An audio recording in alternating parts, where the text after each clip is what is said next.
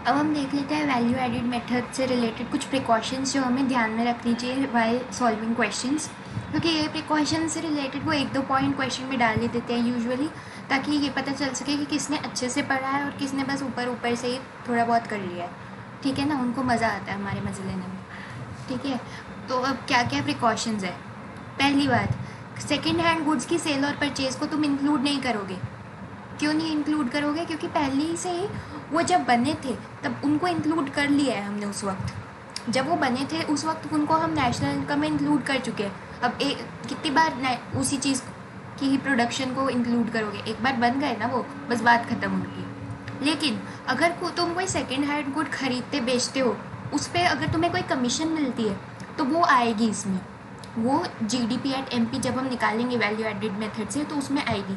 क्यों आएगी? क्योंकि वो तुम्हारी सर्विस की है। उसका सेकंड हैंड गुड तुमने बेचा या फर्स्ट हैंड गुड बेचा, उससे कोई फ़र्क नहीं पड़ता। उसका फ़र्क, उसका बस ये रीज़न है कि तुमने एक सर्विस दी और तुम्हें उस सर्विस के पैसे मिले, तो वो तुम्हारी वैल्यू एडिड है, वो जीडीपी आएगी। ठीक है, जीडीपी मैं इसलिए कह रही हूँ क्योंकि हम इस मेथड में जीडीपी या टेम्पी निकालते हैं ना। तीसरा, own account production of goods of the producing units. Producing units, एक सपोज एक गाड़ी का फैक्ट्री है, गाड़ी की फैक्ट्री है। उस बंदे ने बहुत सारी गाड़ियाँ बनाई, 2 गाड़ियाँ उसने अपनी फैमिली के लिए रख ली।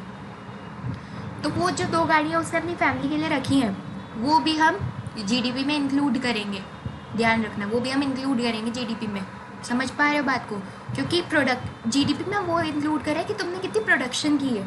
तो वो 2 गाड़ियाँ भी तो तुमने प्रोड्यूस ही की है ना, तुमने किसी और को ना दे के अपने लिए रख ली है। बात तो एक ही है। सिमिलरली अगर कोई फैमिली, कोई फार्मिंग फैमिली है, वो सिर्फ अपने लिए ही वीट प्रोड्यूस करके कंज्यूम कर लेती है, अपने लिए ही गेहूँ उगाती है और खुद ही खा जाते हैं वो सारा का सारा, तो वो भी अगेन आएगा हमारा वैल्यू एडिड में। जीडीपी जब हम निकालेंगे उसमें आएगा। क्यों आएगा? क्योंकि उन्होंने प्रोडक्शन तो की है ना, तो हमें बस प्रोडक्शन से लेना देना है। सेकेंड हैंड गुड का क्यों नहीं आता? क्योंकि उसमें प्रोडक्शन नहीं कर रहे, एक बार ही तो प्रोडक्शन की है ना। गुड तो एक ही बार बना है ना, चाहे उसको बेचो तुम 100 बार बेच लो उसी चीज़, सेम चीज़ को, है ना। वैल्यू ऑफ इंटरमीडिएट गुड्स नहीं आती इसमें, फाइनल गुड्स की वैल्यू आती है, तो हम पहले ही बात कर चुके हैं। अच्छा, अब एक बात ध्यान देना, देखो हमारा जो घर है वो भी एक गुड है। हमारा जो घर है वो भी एक तरह से एक सामान तरह का ही तो है, हम उसमें रहते हैं, एक गुड है। उसको इकोनॉमिक्स में हम उसको भी एक गुड मान के चलते हैं। ठीक है ना।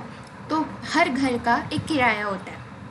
अब देखो, अगर तुम अपने घर में रह रहे हो ना, तो भले ही तुम कोई किराया विराया नहीं पे करते, तुम्हारा खुद का घर है, तुम कोई किराया विराया नहीं पे करते, बट हम हर घर का मान के चलते हैं इकोनॉमिक्स में कि हर घर का किराया है। ठीक है, क्योंकि हर घर के कुछ ना कुछ उसमें रहने की वैल्यू होती है, कुछ ना कुछ।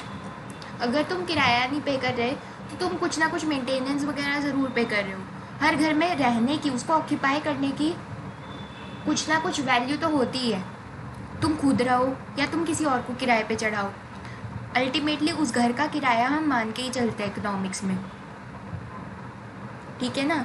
तुम किसी और को किराए पे चढ़ाओ, तुम खुद ही उसमें रह रहे हो, एक तरीके से तुम भी उस घर में किराए पे ही रह रहे हो। बस ये बात है कि तुम पैसे नहीं पे करते, बट उस घर की कोई रेंटल वैल्यू तो है ना, उस घर की किराए की वैल्यू तो है ना, उस घर में रहने के लिए पैसे तो देने पड़ते हैं ना। ठीक है, तुम किराए वाले पैसे नहीं देते, तुम कोई मेंटेनेंस वगैरह में पैसे खर्चते हो, पर हर घर में घर रहने के लिए तो पैसे खर्चने पड़ते ही हैं।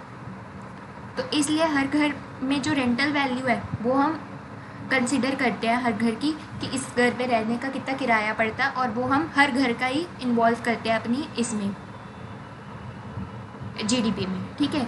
लास्ट बात, हमने देखा कि सेल्फ कंजम्पशन के लिए अगर हम किसी गुड्स का सेल्फ कंजम्पशन करें, गुड्स को खुद ही यूज़ कर लें, खुद ही उगा के, तो वो हम इंक्लूड करते हैं जीडीपी में। लेकिन सर्विसेज के साथ ऐसा नहीं होता, क्योंकि अगर कोई हम सेल्फ कंजम्पशन के लिए कोई सर्विस प्रोड्यूस कर रहे हैं, सपोज़ हमारे जो घर पे जो मम्मियाँ हैं वो काम कर रही हैं, वो हमें अपनी सर्विसेज प्रोवाइड कर रही हैं, हम उनकी सर्विसेज को एस्टिमेट नहीं कर सकते, हम ये नहीं बता सकते कि उनकी सर्विस की वैल्यू क्या है। सर्विस की हम वैल्यू नहीं बता सकते ऐसे। अगर कोई सर्विस तुम खुद ही प्रोड्यूस करो और उसको खुद ही की कंजम्पशन के लिए प्रोड्यूस करो, तो उसकी वैल्यू नहीं बता सकते।